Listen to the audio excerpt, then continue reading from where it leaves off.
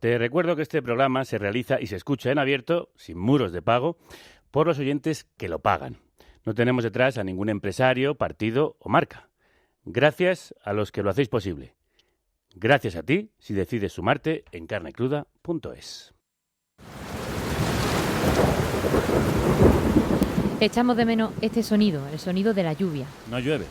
Llueve mucho menos de lo habitual. España se seca. Las sequías son cíclicas en nuestro país, pero el calentamiento global las acelera y las acentúa. También otras causas: el mal gasto, el mal uso y la mala gestión del agua. El exceso de regadíos, de piscinas, de campos de golf. O el expolio de los recursos, como en Doñana. Una muestra de lo que ocurre si nos quedamos sin agua.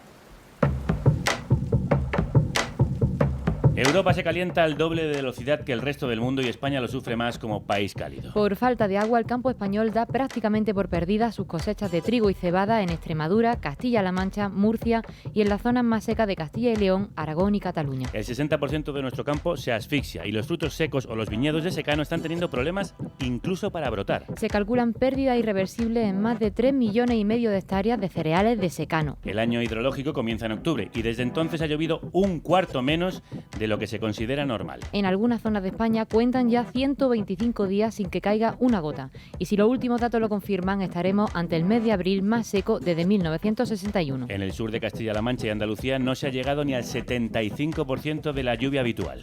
Parece una tendencia. El año pasado ya fue el más seco en Europa desde que hay registro y le precedía un 2021 de lluvias escasas.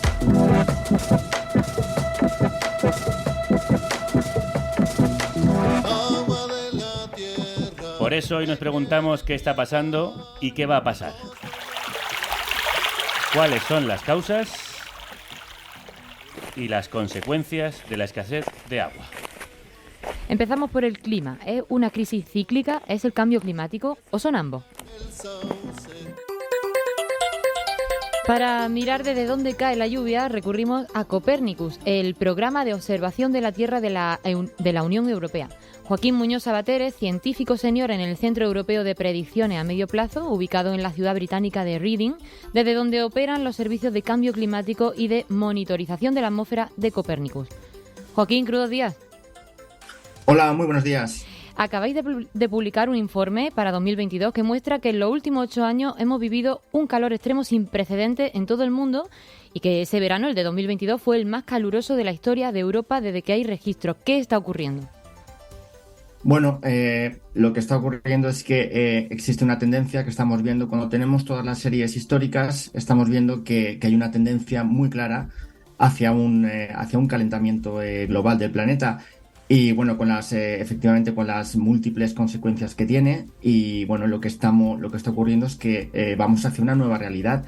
Tenemos que tener en cuenta que nuestros hijos o las nuevas generaciones pues van a vivir en un mundo diferente del que a nosotros hemos estado acostumbrados, un mundo en el que van a haber muchos más fenómenos extremos, como sequías, como olas de calor o temperaturas extremas. Es una tendencia y bueno, y realmente se está acelerando más y más. Joaquín, ¿eso es irreversible? No. El problema de esto es que muchos de los, por lo menos a corto y a medio plazo, esto no es reversible, porque conocemos el problema, que es lo que lo está provocando. Es curioso, ¿no? Es uno de estos problemas que conocemos muy bien. Conocemos cuáles son los procesos físicos que llevan a este calentamiento global. Sin embargo, no somos capaces de actuar, y sabemos que no es reversible porque las moléculas de CO2, que son las principales que provocan esto, que se quedan en la atmósfera durante no cientos, sino que a veces miles de años. Por lo tanto, todo lo que ahora mismo emitamos y que haga que sigan aumentando las temperaturas medias globales, lo seguirá haciendo por muchos años. Entiendo entonces que tenemos que asumir que esa realidad de temperaturas más altas la vamos a sufrir sí o sí. Sí, esto es así. Es algo que no podemos, tenemos que decir la verdad, y es lo que hay. Tenemos que simplemente tener en cuenta que vamos a tener un mundo pues más caliente, y hagamos lo que hagamos ahora mismo, incluso si dejáramos de emitir gases contaminantes, que son los que provocan este calentamiento global, las temperaturas van a seguir aumentando, los fenómenos extremos van a seguir también aumentando en intensidad y en frecuencia. Por lo tanto, es una nueva realidad y lo que tenemos que hacer, o lo que tendríamos que hacer, es realmente actuar muy rápidamente, más rápido de lo que está cambiando el clima, porque lo está haciendo muy rápido. Y bueno, y tomar toda la serie de medidas, primero para adaptarnos a esta nueva realidad, y segunda, pues para mitigarlo y no hacerlo peor de lo que ya está. Joaquín, ¿la sequía actual es algo excepcional o debe considerarse algo normal dentro de periodos de sequía cíclicos? En un mundo sin calentamiento global, sería un fenómeno probablemente excepcional, pero puntual. Y esto porque, bueno, existe una variabilidad climática en nuestro sistema que hace que siempre hemos tenido fenómenos extremos, siempre han habido sequías y seguirán habiendo, y las han habido en el pasado. Esto es algo normal. ¿Cuál es el problema? El problema es esta tendencia, es que los últimos 8 años hemos tenido los 8 años más cálidos de que existen registros. Cada año batimos un nuevo récord y evidentemente no es que esta sequía es excepcional ahora, sino que es la tendencia a que estos fenómenos extremos van a recurrir. Si antes ocurrían una vez dijéramos, por poner un ejemplo, cada 50 años, pues ahora ocurrirán cada 10. Y esperamos que si seguimos en esta tendencia que estamos, pues van a ser cada vez más y más recurrentes. Por lo tanto, de lo que antes hablábamos un fenómeno cíclico, o vamos a tener que cambiar esta definición de fenómeno cíclico, porque en un mundo de cambio climático como el que estamos sufriendo, todo esto evidentemente va a cambiar, y está cambiando ya, de hecho. Europa se recalienta al doble de la media global, lo hemos dicho al inicio. Eso significará, imagino, que el mayor estrés lo sufriremos los países del sur del continente. Pues bueno, las primeras estimaciones son, o al menos los análisis que estamos haciendo cuando miramos a las series históricas, es que efectivamente es esto. Dentro de Europa como continente es mucho más vulnerable, se calienta casi al doble que lo hace la media global. Y dentro de Europa, evidentemente, los países del sur son los que más afectados vamos a estar. Existe en Europa, es curioso porque las primeras proyecciones que hacemos es que los países del norte probablemente vayan a ser más húmedos, es decir, probablemente llueva más, pero en el sur va a ser todo lo contrario. Vamos a tener menos precipitaciones, y cuando las tengamos las precipitaciones las tendremos torrenciales, que además no ayudan, porque estas lluvias torrenciales es agua que normalmente es agua que se va a perder al mar, a menos que seamos capaces de asumir este nuevo desafío y ser capaces de almacenar esta agua que realmente va a caer en menos tiempo, pero con más intensidad. Sí, un agua que además puede destruir cultivos enteros por esa furia con la que cae. En el informe mostráis que las emisiones de carbono de los incendios forestales del pasado verano en Europa fueron las más altas de los últimos 15 años. Sí, en España ya hemos visto 2 incendios devastadores en el último mes, y este calor inédito ha hecho que el gobierno haya adelantado 1 mes y medio la campaña anti-incendios. Joaquín, ¿nos espera un verano de infierno? Bueno, esto mirando a las proyecciones, o sea, a las previsiones estacionales, nosotros utilizamos un sistema que se llama multimodelo, que utilizamos todas las previsiones estacionales dijéramos los modelos que a nivel general funcionan mejor en el mundo. Y bueno, lo que vemos es que desde el punto de vista de las temperaturas, vamos a tener unas temperaturas, en principio, la señal que vemos es que van a ser más altas del periodo de referencia. Aunque esto ya no es nada nuevo, prácticamente tenemos todos los años, los veranos ahora mismo tenemos temperaturas más altas de lo que sería normal para estas épocas del año. Y luego desde el punto de vista de la precipitación, para ser un poco optimista, ¿vale? Voy a intentar ser optimista. Sí, por favor. Pues para intentarlo, dijéramos que lo que vemos en estos modelos no indica nada excepcional. No va a llover menos de lo que suele hacerlo en verano, pero claro, por eso digo que voy a ser muy optimista. Es que en verano prácticamente, especialmente en la península ibérica, pues no llueve casi nada, ¿no? Desde el punto de vista climatológico. Así que bueno, no vamos a empeorar la sequía no vamos a contribuir a empeorarla, porque no va a llover menos de lo que debería llover, pero es que tampoco verano no es una época de recarga, por lo tanto llueve muy poco, y por eso digo que voy a hacer esa interpretación positiva de ver que no va a llover menos de lo que va a hacerlo, de lo que debería hacerlo. Y a pesar de la evidencia empírica, hay quienes aún siguen negando este cambio climático.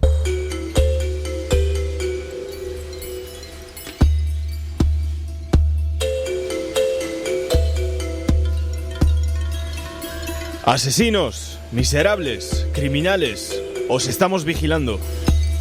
estamos recibiendo insultos que nos culpan de la falta de precipitación, de la falta de lluvia en estos últimos meses. Los estamos recibiendo a través de nuestras redes sociales, de los correos electrónicos, en la página web, llamadas telefónicas y también con pintadas de alguna delegación territorial.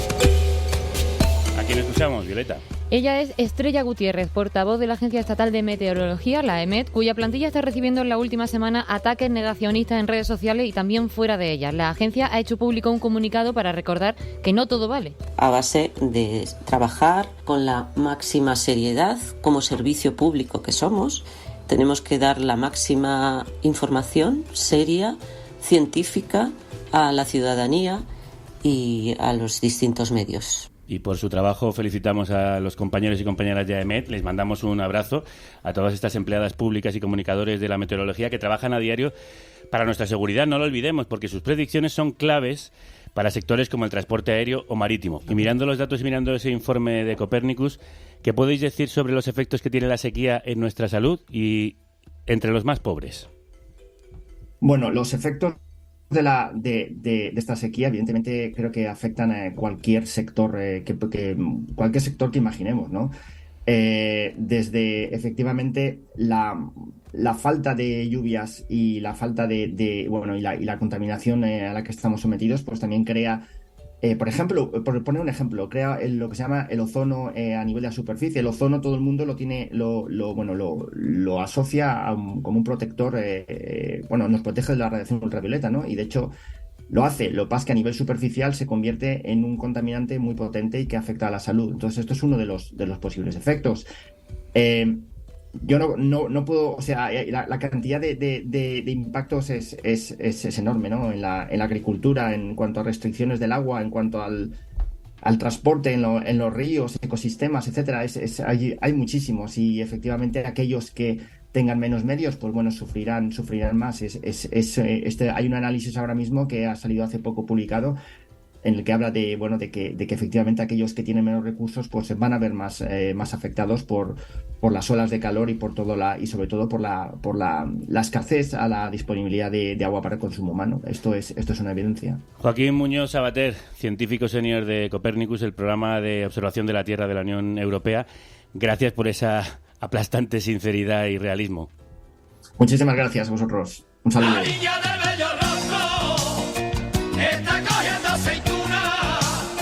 Ya hemos visto que los fenómenos climáticos serán cada vez más extremos y frecuentes. Vamos a escuchar ahora cómo afecta la sequía al sector que lo sufre con más virulencia, el campo. Por alusiones. Sí, claro, es que yo estaba aquí con el culo torcido diciendo, ¿por qué está entrando esto en este momento? Pues porque nos vamos a mi tierra, me ha comentado aquí Irene Valiente, Crudos Días. Crudos Días, así es, porque la provincia de Córdoba es una de las principales responsables de nuestro preciado oro líquido, porque España produce el 70% del aceite de oliva que se comercializa en Europa y el 45% a nivel mundial. Así que le he preguntado a un agricultor que cuenta con 40 hectáreas de olivar y algo de tierra labrada para cereal en el municipio cordobés de La Carlota. No he vivido una sequía tan duradera, tan dañina como la que hay actualmente. Estamos hablando de que hemos perdido el 50% de la producción de aceite de oliva del año pasado. Este año entramos con un enlace cero, sin ninguna reserva. Este mediano agricultor lleva ya 15 años pasando largas jornadas al sol entre miles de olivos. Es conocido como Tommy Rode en redes sociales, donde comparte los problemas que afronta para producir su ya famoso aceite de tom. Como hijo y nieto de jienenses, conozco en profundidad estos problemas de los que habláis. Expliquemos qué es el enlace cero. Enlace es el aceite de oliva sobrante de la campaña anterior y que ayuda a que los precios no fluctúen tanto. Pero si no empieza a llover, se espera que por primera vez nos quedemos sin reservas, algo que ya se está notando en los precios, que se encuentran en máximos históricos. Se está cotizando ya el aceite de oliva a 6,5 € al productor, entre 6 y 6,5 €. Eso significa que va a subir la cesta de la compra bastante de nuevo, porque claro, vamos a juntar la sequía con toda la subida. El combo perfecto para que se hable ya de la peor campaña del siglo en Andalucía. Esto va a suponer perjuicios millonarios para los agricultores del olivar. Solo Tom calcula que ya ha perdido 50.000 € y quienes vivimos alejados de su tractor tampoco nos libramos. Se va a perder esas producciones pagará el pato, como siempre, el consumidor y agricultor y ganadero, porque ojo que los agricultores y ganaderos también comemos de la cesta de la compra y de la comida que producimos, que a veces se nos olvida. No se nos olvida, toda la razón. Con este panorama no sé cómo vamos a atraer a los más jóvenes al campo. Claro, Tom me contaba que la situación climatológica unida a la entrada de esos fondos de inversión que ven rentabilidad fácil en el campo español directamente los expulsa. Y vamos viendo cómo envejece la población y se pierde población, y la extensión de las tierras de los propietarios va aumentando porque los chicos van vendiendo a los grandes, obviamente. La inversión que hay que realizar por una incorporación de un joven agricultor es monumental, y el sistema de ayuda actual que hay es una patraña, básicamente. ¿Y qué medidas propone para paliar esta situación? La primera de ellas la tiene clara, pero choca directamente con la realidad del campo. Tiene que haber innovación en sistemas de regadío, innovación en un sector poblacional del primario que es más de 60 años, 65 y 70.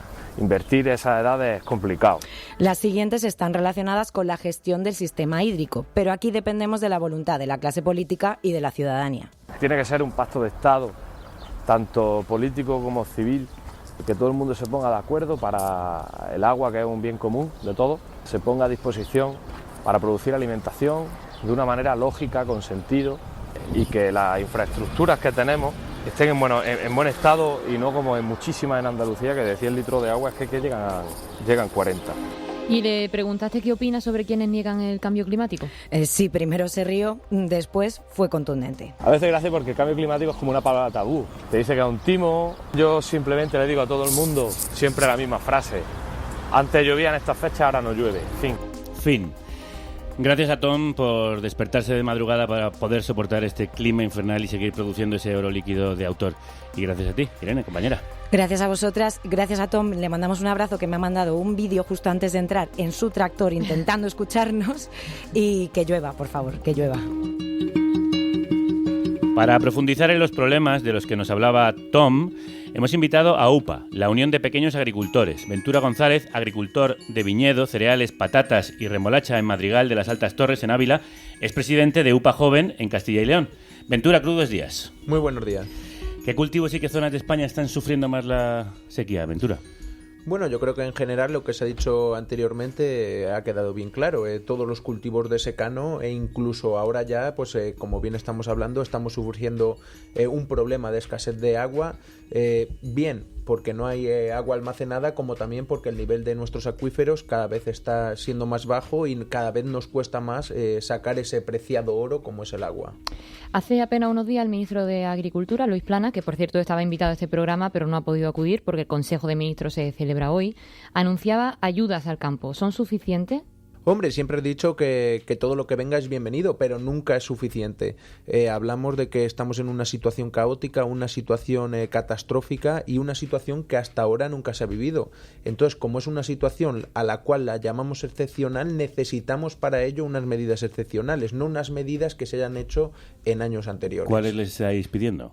Principalmente hoy en día un sector en el cual los costes de producción en esta campaña han sido unos costes históricos, unos costes de récord. Hablamos de que en muchos de nuestros productos los costes de producción han aumentado entre un 80 y un 100% respecto a la campaña anterior, no respecto a una media de los últimos 10 años. 80 o 100%. Exactamente. Hablamos, por ejemplo, que el coste de fertilizantes por hectárea en un cultivo como puede ser el cereal, pues venía rondando en campañas anteriores en torno a los 250 a 300 euros, mientras que este año hemos llegado a los 550, incluso 600 euros. ¿Y eso luego cómo se traslada al precio de los alimentos? Claro, es donde está ahora mismo la problemática, que ya no es una cuestión de precio, sino es una cuestión incluso de desabastecimiento. Hablamos de que un 70% de la superficie que hay cultivada ahora mismo a nivel nacional no va a tener cosecha, no va a tener rendimientos, y de ese otro 30% el rendimiento va a ser muy inferior. Muy inferior, hablamos de una media en torno a un 20, un 25% de lo que viene siendo en un año normal. Son datos escalofriantes. Y entonces, ¿qué puede hacer la Administración para paliar este momento tan descorazonador? Bueno, principalmente lo que venimos diciendo es que lo que necesitamos es un apoyo económico ahora mismo para paliar la situación. Sí que es cierto que en otros años que ha habido pequeños amagos o pequeñas sequías de formas puntuales a lo mejor, o en zonas muy puntuales, como pudieron ser la del 2017 y la del 2019, pues nos dieron facilidades de créditos o de préstamos para las explotaciones agrícolas, bien en agricultura como ganadería, pero que en este momento no es suficiente porque la gran mayoría de las explotaciones estamos embarcados en esa situación de que nos ha tocado pedir apoyo económico en cuanto a financiación a entidades bancarias para poder afrontar esta campaña. Entonces lo que necesitamos ahora mismo es una ayuda directa para poder salir adelante. ¿Y cómo está afectando esa sequía a la ganadería? ¿Se está llegando a sacrificar ganado? Exactamente, de hecho podemos hablar de dos provincias muy ganaderas, como puede ser la mía, la de Ávila, y como puede ser la de Salamanca, en la cual pues por un problema de desabastecimiento, que no encuentran comida para poder mantener sus animales, no les está tocando más remedio que llevar esos animales a sacrificar a matadero, y ahora mismo pues hay saturación en los mataderos en estas dos provincias pues para poder matar sus animales. Doñana ha disparado las alarmas sobre la sobreexplotación del agua cuando es un bien que escasea. Violeta, cuando estuviste allí haciendo el documental Cómo secar el mayor humedal de Europa, ¿qué te dijeron? Pues que el acuífero no da para más y que se consume agua por encima de sus posibilidades, como recuerda la Unión Europea y como me contaba Juan Romero, de Ecologistas de Nación. La mentalidad que tenemos que cuando se acaba el agua sobra. Es el planteamiento agrícola que hay.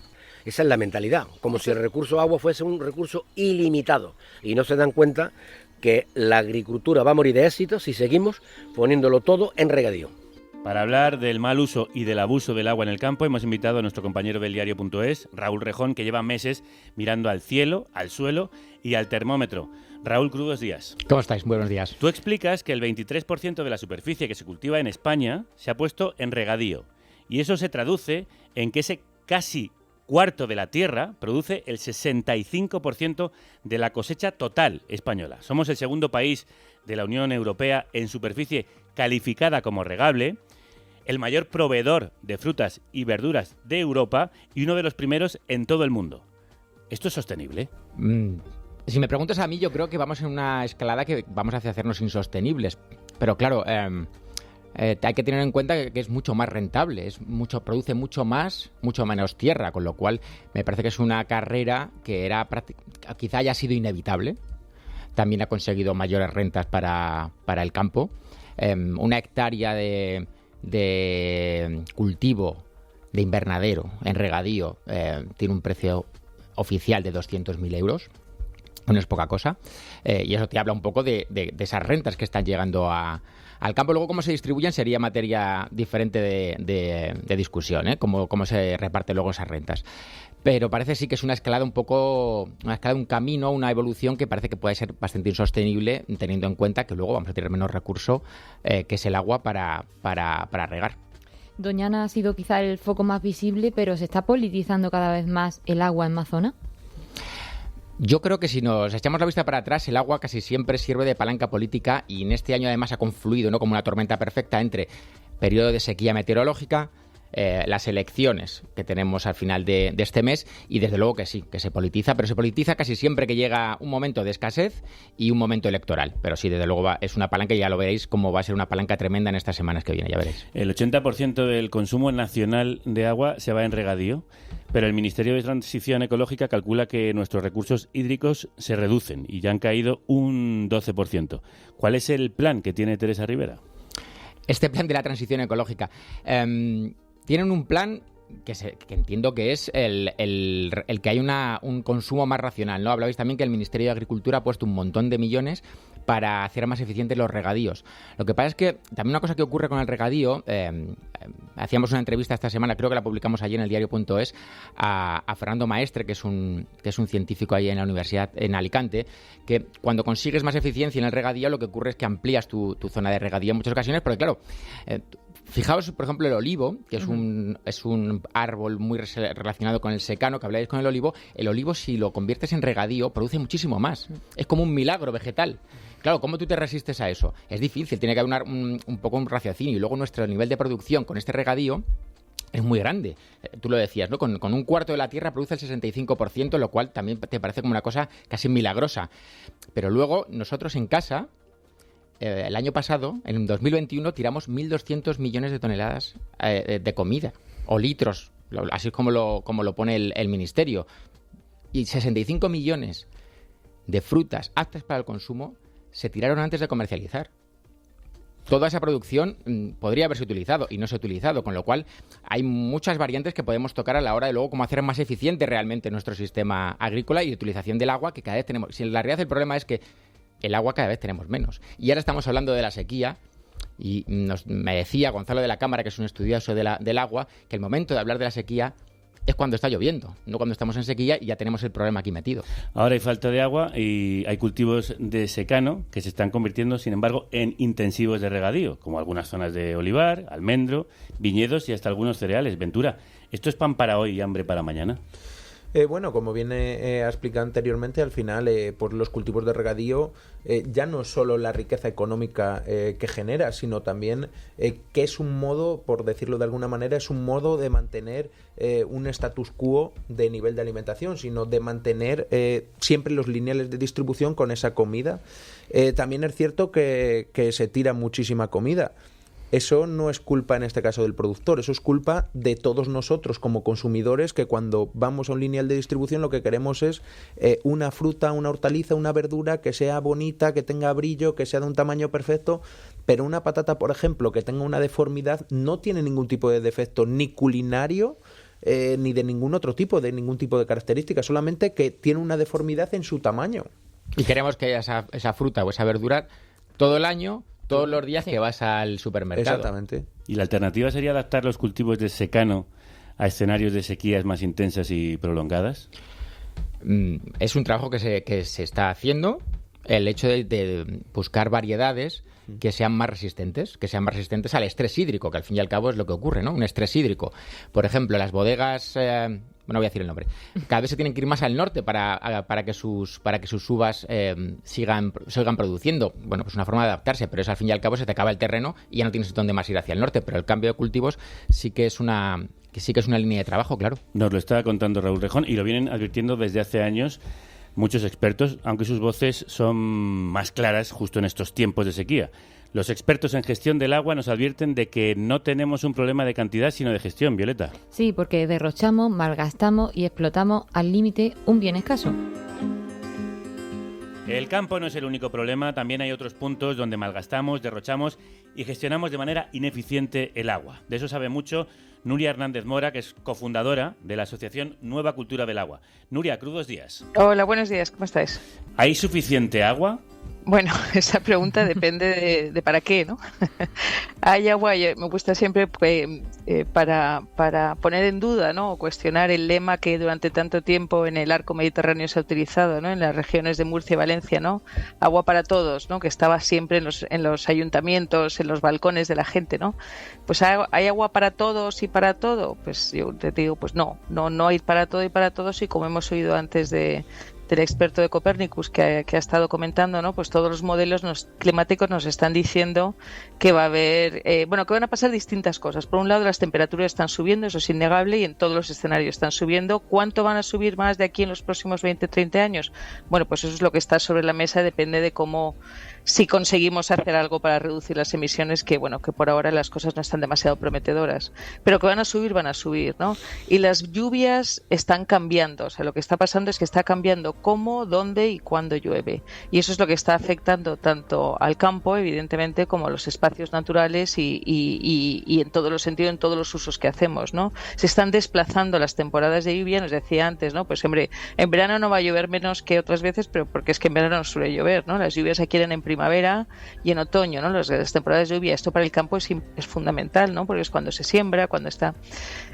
Y por otro lado se están concentrando los episodios de lluvia, son lluvias más intensas, más destructivas, menos aprovechables, por decir de alguna manera, ¿no?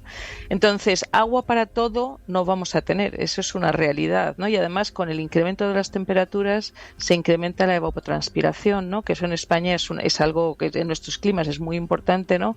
Por lo cual el agua disponible también disminuye, no solo la misma lluvia no resulta en la misma cantidad de recursos disponibles, ¿no? Se van a reducir la recarga de los acuíferos, que son los recursos fundamentales en periodos de sequía, y va a incrementar la evapotranspiración de las aguas embalsadas, en fin, a través de las plantas, por lo cual, independientemente de la evolución de las lluvias, vamos a tener menos agua disponible. Entonces yo creo que muchas de las cosas que habéis estado comentando, vamos a tener que empezar a adaptarnos en todos los ámbitos. Es que os he estado escuchando por las entrevistas anteriores porque habéis tenido gente muy interesante diciendo cosas interesantes. Decías, por ejemplo, en el ámbito urbano, ¿no? Creo que preguntabas tú, ¿no? Si aquella población más vulnerable, ¿no? Los que tienen menos recursos, menos capacidades, si van a sufrir más los impactos del cambio climático, y eso es indudable. De hecho, ya hay estudios cada vez más que están diciendo, evidentemente, aquellos que podemos permitirnos pues tener un aire acondicionado o unos ventiladores o irte a la playa en los meses más calurosos o a la montaña, pues te adaptas mejor. Esas son medidas de adaptación, todas esas son medidas de adaptación, ¿no?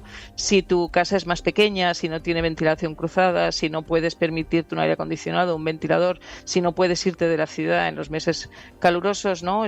Pues evidentemente el impacto es mucho mayor y cada vez hay investigaciones, hay investigadores ahora en la Universidad de Sevilla, por ejemplo Leandro del Moral, Ángela Lara, que en un proyecto han estado viendo donde los impactos, ¿no? del cambio climático van en línea en las zonas urbanas con los niveles socioeconómicos. En aquellos barrios con renta menor, pues evidentemente el impacto, porque la capacidad de adaptación es menor, ¿no? Tienen menos recursos. Y entonces en el ámbito urbano, bueno, vamos a tener que hablar de muchas cosas, ¿no? De cambio en los sistemas urbanos, de más zonas de verde, los colegios van a tener que adaptarse con zonas de sombra, con quizá cambio de horarios. Es decir, yo creo que hay conversaciones que parecían muy lejanas y son urgentes ya, ¿no? Estamos en el mes de abril con niños en el colegio, ¿no? Hasta las 3 o las 4 de la tarde o hasta las 2, ¿no? Y unas temperaturas y con colegios no adaptados, ¿no? A este tipo de climas, ¿no? Por poner un ejemplo de muchos otros.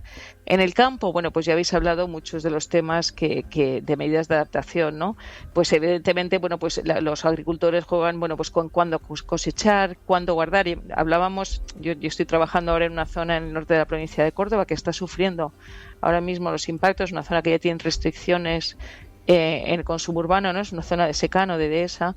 Y decía, bueno, pues que juegan un poco también con la evolución de precios, porque también es cierto que si la producción disminuye, el precio se dispara, ¿no? Y entonces, bueno, pues en algunas cooperativas dicen, a ver cuánto nos quedamos porque podemos compensar la menor producción con los mayores precios. Lo mismo están diciéndonos los ganaderos, ¿no? Piensan, bueno, cuánto ganado sacrifican o si el ganado joven se lo venden para que lo críen, digamos, en zonas del norte donde ahora mismo hay menos problemas de sequía, pero se guardan una cantidad porque el año que viene los precios van a ser mucho mayores precisamente porque hay menos ganado. En fin, que yo creo que las medidas de adaptación están ahí y están haciendo. Escuchamos antes a un agricultor de Córdoba que denunciaba que de cada 100 litros que van al campo se pierden 60. ¿Por dónde se nos escapa el agua? ¿Qué falla en nuestra infraestructura?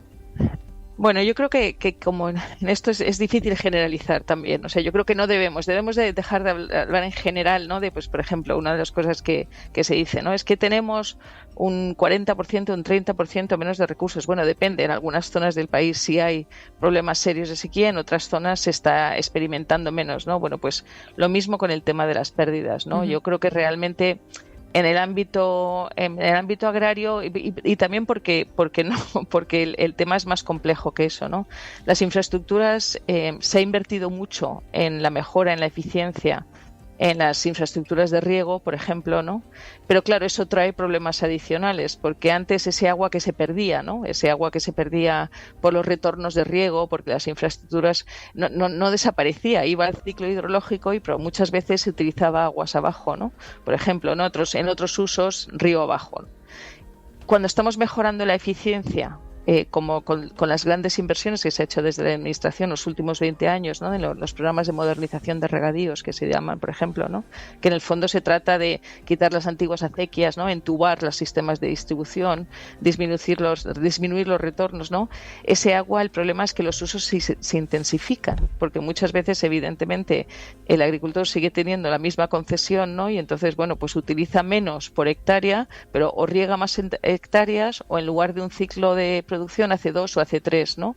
Y al final lo que tienes es menos margen de maniobra cuando te viene un periodo de sequía, ¿no? Entonces, en el ámbito urbano eso sí que es un problema, ahí especialmente en las grandes ciudades, ¿no? De hecho, el consumo ha disminuido muchísimo. Estaba viendo ahora mismo unas cifras que ha publicado la Asociación Española de Operadores Públicos de Abastecimiento y Saneamiento, AEOPAS, ¿no?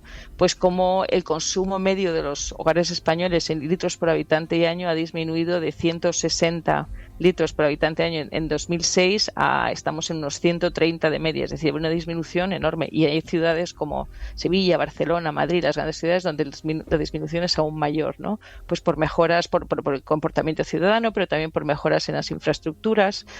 El problema es que hay muchos pequeños y medianos municipios donde las infraestructuras están en muy mal estado y tienen pérdidas del 30, del 40, del 50%, y eso sí es real y es un problema serio que tenemos que abordar, ¿no? Porque de nuevo son las poblaciones más vulnerables a los cortes a los que vemos lamentablemente, ¿no? Pues las camiones cisternas, etcétera, ¿no? La compra de botellas, ese tipo de cosas. Claro, y aparte del mal gasto está el mal uso. Ayer conocimos que Iberdrola vació otros 46.000 millones de litros de agua, el equivalente a las necesidades de una población de 600.000 habitantes durante un año, para producir electricidad en la cuenca extremeña del Tajo. Sí, y diversas fuentes consultadas por El Salto de Extremadura calculan que en el último año se ha desembalsado una cantidad suficiente para abastecer durante un año a una población de 9 millones, o calculado de otra manera, una cantidad que cubriría las necesidades de agua de toda Extremadura durante 9 años. ¿Quién regula esto? ¿Es imprescindible ese vaciado, Nuria? Bueno, es más complejo que eso, porque los embalses extremeños, o sea, hay varios problemas unidos, ¿no? Los embalses extremeños del Tajo, en Extremadura, ¿vale? Depende de los embalses. Los embalses están asignados a distintos usos porque tienen concesiones, ¿no? Determinados embalses y hay embalses que se utilizan de concesiones para riego, hay embalses que se utilizan para abastecimiento, hay embalses que son multiusos, y los embalses extremeños en el Tajo son embalses hidroeléctricos, fundamentalmente. Las concesiones son concesiones de Iberdrola, de hecho son embalses que construyó Iberdrola en su día, antes con otro nombre, en los años 50, 60, en la época del franquismo, pero son concesiones hidroeléctricas. Por lo cual, el decir que ese agua puede abastecer toda Extremadura, vale, es cierto, pero tampoco existen las infraestructuras para ello, es decir, son embalses de uso hidroeléctrico, ¿no? Hay otros embalses en Extremadura que son para abastecimiento, bueno, otros problemas que se tienen que solucionar de distintos motivos, pero ahora mismo la concesión de esos embalses es para generación eléctrica. El problema es, fundamentalmente en esos embalses, es que esos grandes, porque viendo la noticia del Salto también, ¿no? Que esos grandes embalses, todos los embalses tienen que tener establecidos, bueno, todos los ríos, de todas las masas de agua, lo que se llama un régimen de caudales ecológicos, donde se establece el caudal mínimo que como mínimo tiene que circular a lo largo del año, ¿no? Más en invierno, menos en verano, ¿no? Sí. Para que la vida en los ríos sea posible, pero también los caudales máximos y las tasas de cambio. ¿Y por qué eso? Aguas abajo de los embalses, si tú de repente sueltas una barbaridad de agua, ¿no? Destrozas Claro. Todo el agua, toda la vida que puede haber aguas abajo, ¿no? Y en este caso tenemos Monfragüe, pero también tenemos Portugal, ¿no? Donde en años anteriores se ha repetido algo parecido. En este caso no he visto cuál ha sido la subida, ¿no? Pero hace 2 o 3 años se ocurrió y se cargaron, digamos, todas las playas fluviales y la vida en los ríos portugueses, ¿no?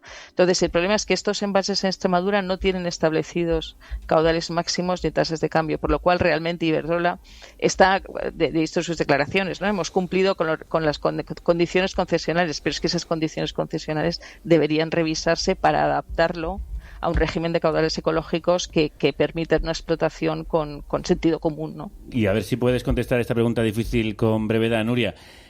¿Los trasvases son una solución al problema de sequía que tienen los campos?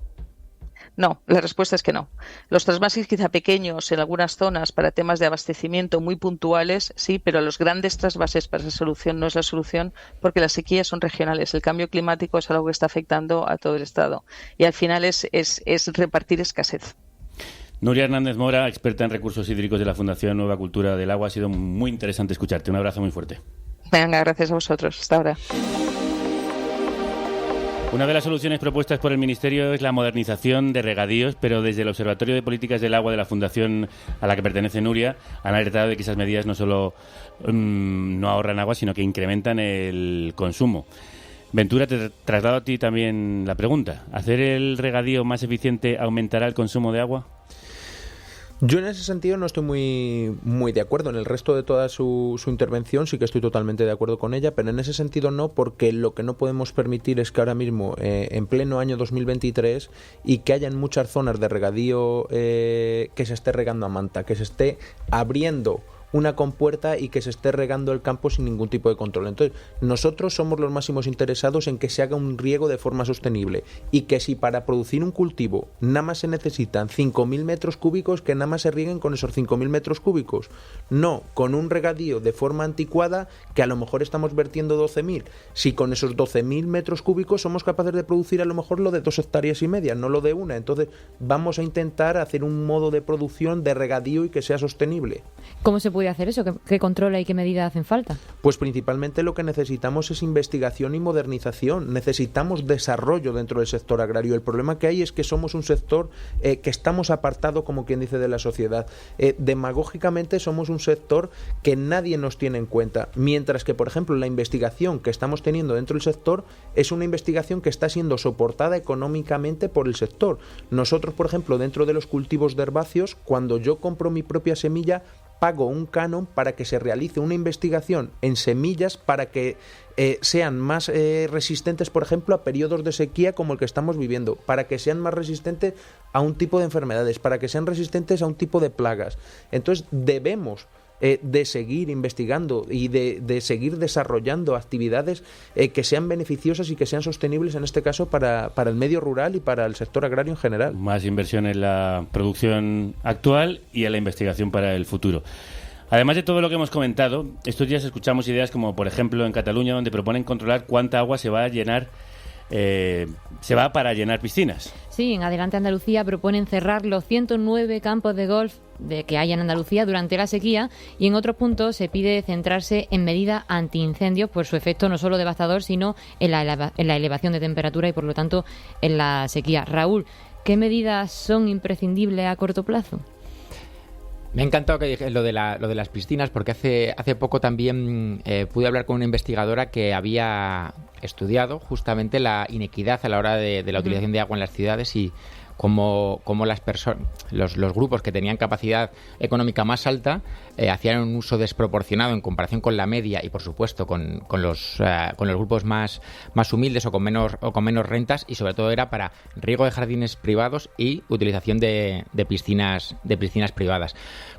Claro, parece una chorrada, ¿no? Dices, joder, las piscinas, pero al fin y al cabo, incluso en Menorca, la semana pasada, que se va a promocionar, se va a bonificar que los jardines privados también no tengan césped de riego. Uh-huh. Tú imagínate el césped de riego lo que traga de agua, ¿no? Uh-huh. Con lo cual, entiendo yo que, aunque la parte gorda esté en el campo, por la utilización del agua, creo que si todos tenemos un cambio de paradigma y cambiamos en este sentido del paradigma, lo que quiero decir es, siempre hablamos de aumentar la oferta del agua, uh-huh, y se habla poco de qué hacemos con la demanda de agua.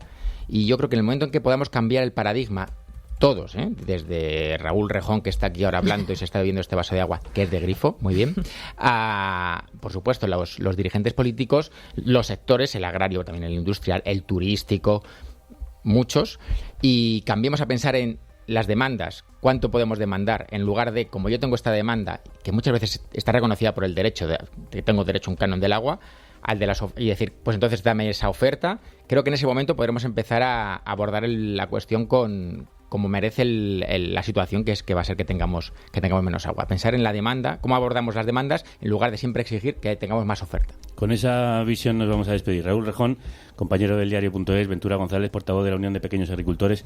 Muchísimas gracias a los dos. A vosotros, gracias. Y no solo la desertificación y la sequía nos preocupan, buscamos soluciones a los problemas del ecosistema, que son muchos, aunque algunas soluciones pueden ser más problemas. Carne Cruda, Ecologistas en Acción, presentarán un espacio ecológica aplastante. Debido a los patógenos que transportan, cada año los mosquitos causan más muertes humanas que cualquier otro animal, incluidos otros humanos. Pero muy pocas de las 3.500 especies de mosquitos realmente transmiten enfermedades mortales a los humanos. ¿Y si pudiéramos librarnos de los mosquitos más letales? Pues durante las últimas 2 décadas los científicos han hecho experimentos usando tecnologías de ingeniería genética que han dado lugar a algo llamado impulsores genéticos, que en teoría podrían hacer justo eso, aniquilar una especie a la carta. Entonces, ¿deberíamos? Bueno, deberíamos preguntárselo a quien sabe de esto, y por eso nos acompaña un experto Diego Bárcena, doctor en Biología Molecular, portavoz de la campaña de transgénicos en Ecologistas en Acción. Diego, crudos días. Crudos días, Javier. ¿Cómo funciona esta tecnología? Pues mira, en efecto, aunque parezca ciencia ficción, hoy en día se están desarrollando este tipo de tecnologías. Y la verdad es que no son nada fáciles de entender, y menos aún de explicar, pero lo voy a intentar. Es importante entender 3 conceptos de la biología. Primero, cuando nos reproducimos, heredamos la mitad de los genes de mamá y la mitad de papá. Es decir, tus hijos heredarán tus genes con una probabilidad del 50%, ¿no? Es el primer concepto. Sí. Segundo, recordemos que un gen puede existir en 2 formas. Por ejemplo, el gen del color del pelo. Una pequeña mutación en este gen hace que mamá sea rubia, por ejemplo, y papá, una mutación diferente hace que papá sea moreno. Vale, tú heredaste lo rubio de mamá y lo moreno de papá, pero no eres medio rubio y medio moreno, ¿verdad? Lo más probable es que seas moreno, porque en este caso, la mutación de ser moreno es lo que llamamos en la biología dominante. Sí. El tercer concepto es que los genes suelen ser neutrales, es decir, da un poco igual al final del día lo que heredas. En este caso, no importa si eres rubio o moreno, la ventaja evolutiva es parecida, ¿no? De vez en cuando sí que puede surgir alguna mutación que sea súper beneficiosa para un individuo y hace que sea más probable que sobreviva ese individuo y pase sus genes a la siguiente generación. Pero bueno, esto es un evento muy raro y es el proceso de evolución por selección natural, ¿no? Es un proceso lento pero riguroso. Vale, ¿qué tiene que ver esto con exterminar una especie? Sí. Bueno, voy llegando, dije que era complicado. Pues mira, en 2003, un científico británico hizo un experimento mental, preguntándose qué pasaría si un gen se pudiera hacer artificialmente dominante. Con el ejemplo del color del pelo, modificaríamos el gen de tu madre rubia, por ejemplo, para que cuando lo heredes, se copie al cromosoma de papá, eliminando el gen moreno. Ajá. ¿Vale? Entonces, aunque mamá fuera rubia y papá moreno, tú tendrías 2 copias del gen rubio y sería rubio. No solo eso, tus hijos también heredarían este gen y entonces no importa con quién te cruces o con quién te juntes y cuántos hijos tengas, puedes tener 1000 hijos, todos van a ser rubios, ¿vale? Porque el gen egoísta que heredaste de mamá se va a copiar a todos. Sí. El resultado es que este gen en muy pocas generaciones predominaría en una población. O sea, por ejemplo, si hace 1000 años hubiera surgido un gen así en Europa, en un ser humano, hoy en día todos seríamos rubios en Europa, ¿vale? Y casi en el mundo entero. Sí. ¿Vale? Esto es a lo que se le llama impulsor genético. O también se le llama reacción mutagénica en cadena, ¿vale? Porque el gen se esparce por sí solo en una población, independientemente de la presión ambiental, ¿no? Entiendo. Vale. Eso es la teoría. Luego, en 2015, 10 años después, se probó que el concepto funcionaba en moscas, ¿vale? Hasta aquí puede parecer inofensivo el concepto, ¿no? O sea, ¿qué más da si una mosca rubia o no? Pero bueno, el tema es que, como bien mencionabas al principio del programa, muy pronto se empezó a buscar aplicaciones prácticas a esto, ¿no? Y en 2017, un grupo de investigadores demostró otro tipo de impulsor genético. En este caso, en el mosquito Anopheles, que transmite el paludismo o la malaria. Lo que hicieron fue diseñar un gen egoísta de esos, pero que hacía que toda la descendencia no fueran rubios, sino fueran machos, ¿vale? Y la descendencia de la descendencia también. Entonces, vamos, como con el pelo rubio, pero bastante peor. La teoría es que soltando una pequeña cantidad de estos mosquitos, ¿sí?, puedas en un par de generaciones solo tener machos en una población y pues así hacer la versión para mosquitos de la película Hijos de los Hombres, ¿no? De Alfonso Cuarón.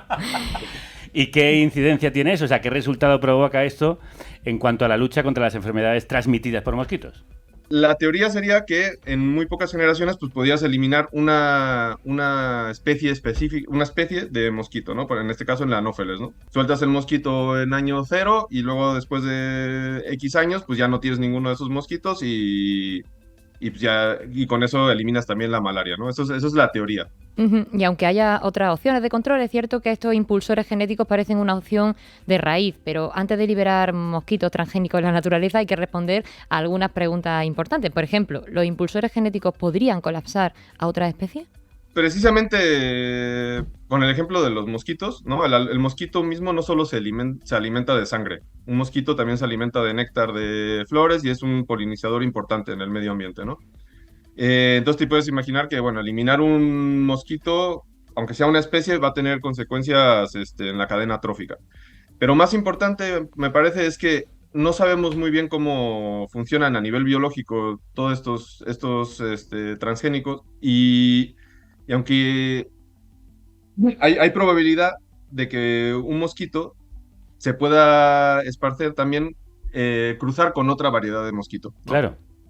¿Y entonces qué pasaría, por ejemplo, si una modificación diseñada para propagar la esterilidad de una especie considerada nociva se transfiere a otra que poliniza los cultivos y que son fuente de alimento?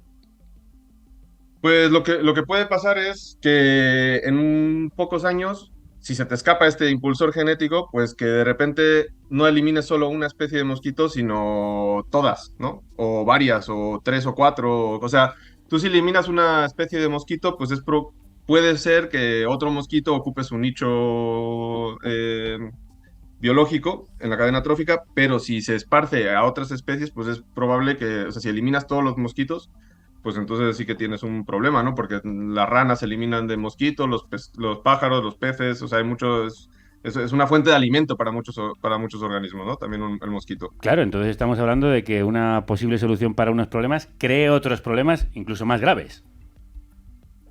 Exacto, tú estás aquí como intentando utilizar una bomba atómica para... Para matar moscas. Esto sí que matar moscas a cañonazo. Exacto. Exacto, que no, o sea, es un poco absurdo. La cumbre del Convenio sobre Diversidad Biológica, que se celebró el pasado diciembre en Canadá, debía decidir sobre una propuesta de moratoria a la utilización de estos impulsores genéticos. ¿En qué estado está actualmente esa moratoria? Pues mira, sí, en Canadá se debatió sobre el tema por primera vez de los impulsores genéticos. Desde la sociedad civil y bueno, muchos científicos también abogan por una moratoria inmediata sobre el uso y liberación de estos organismos, ¿vale? Pero la verdad es que hay intereses muy grandes detrás de estas tecnologías que podemos hablar más adelante y el lobby a favor de no hacer nada es muy fuerte, ¿no? Entonces en Canadá pues, se acordó en papel crear un grupo de seguimiento para estudiar el tema y poco más. No Cuéntanos se alcanzó la son, moratoria que pedimos. ¿cuáles son los principales intereses de los que hablabas? Bueno, a ver, detrás de esto cuando se descubrió hay inversores muy poderosos, ¿no? Por un lado tenemos el hecho de que uno de los grandes inversores es el DARPA, que es el brazo financiador del Pentágono de Estados Unidos. En cuanto se publicó el primer resultado de esta tecnología, ya estaban ahí metidos. Y obviamente no sabemos exactamente qué puedan estar investigando el brazo militar de Estados Unidos, porque no publican sus resultados. Pero bueno, no es difícil imaginarse usos bélicos de estas tecnologías. Pero prefiero no especular demasiado porque luego entramos rápidamente en conspiranoias y la verdad es que como no hay nada publicado, pues tampoco, no sé, sería pura especulación por mi parte, ¿no? Pero Sí. lo que sí te puedo decir es, por ejemplo, cosas que están publicadas y que demuestran un poco las intenciones de la industria de la semilla, ¿no? Que es ahí el jugador más importante, ¿no? Industrias multinacionales como Bayer, como Syngenta, ¿no? Que lo que venden son semillas y agroquímicos. Pero bueno, os lo explico mejor con un ejemplo. Vamos a ponernos en un lugar de una empresa de esas y digamos que nuestro enemigo jurado es la mariposa de la col, ¿no? La mariposa de la col es un bicho que ataca muchísimas variedades de coles, repollos, brócolis, coliflores, bueno, de todo. Entonces, pues la solución, digamos que tradicional, es o desarrollar un químico contra el bicho o bien encontrar variedades de coliflores, repollos resistentes al bicho, ¿vale? Sí. Pero hay cientos de distintas variedades de coles, entonces tendrías que crear cada una con la resistencia al bicho, ¿no? Entonces ese es un trabajo muy laborioso. Por otro lado, con el tema de los impulsores genéticos, mucho más sencillo es modificar pues, a la misma mariposa de la col, ¿no? Claro. Entonces lo que tú vas a hacer es, le vas a meter un gen egoísta de estos a la mariposa de la col, la vas a soltar.